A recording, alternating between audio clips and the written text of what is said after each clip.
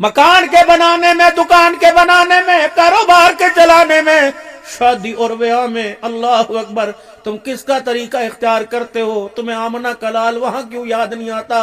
میلادوں میں ہی یاد آتا ہے، لیلۃ القدر کی راتوں میں یاد آتا ہے، جلسوں میں یاد آتا ہے، نجی زندگی کے اندر کیوں یاد نہیں آتا؟ ترمذی شریف کی حدیث ہے، میری امت پہ ایک زمانہ ایسا آئے گا، میری امت پہ ایک زمانہ ایسا آئے گا کہ میری امت کے اعمال بنی یہود و نصارہ کے عمل کے برابر ہو جائیں گے، ان کے مشابہ ہو جائیں گے۔ میری امت کے اعمال یہود و نصارہ کے مشابہ اتنے ہو جائیں گے جس طرح ایک پاؤں کا جوتا دوسرے پاؤں کے جوتے کے برابر ہوتا ہے۔ بہنوں کی مثال نہیں دی، قد چھوٹا بڑا ہو سکتا ہے۔ بھائیوں کی مثال نہیں دی، رنگورا کالا چٹا ہو سکتا ہے۔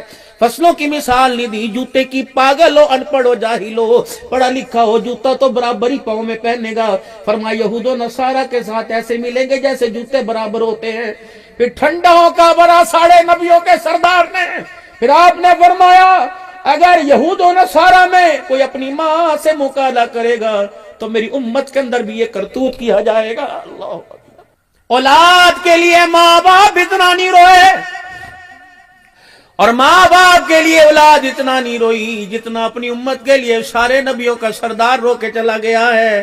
چاچا عباس پانی کا پیالہ، زمزم کا پیالہ لے کے کھڑا ہوا ہے۔ اس وقت میرے عزیزوں کوئی کنویں کے ارد گرد باڑ نہیں تھی، یہ تو 25-30 سال کے بعد پہلے اس کنویں کو پیک کر دیا گیا۔ ہماری وجہ سے لوگوں نے کپڑے اتار کر وہاں جا کے عورتوں نے نہانا شروع کر دیا، اس لیے میرے عزیزوں زمزم کا کنواں بند کر دیا گیا۔